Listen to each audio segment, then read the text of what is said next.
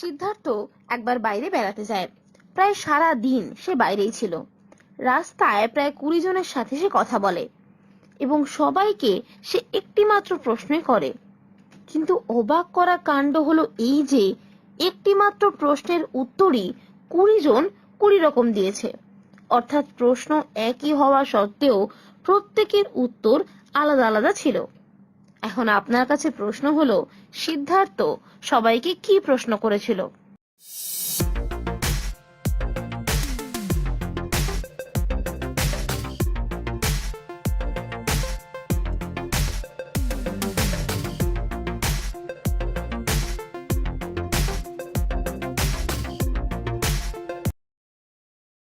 সিদ্ধার্থ সবাইকে প্রশ্ন করেছিল এখন কটা বাজে।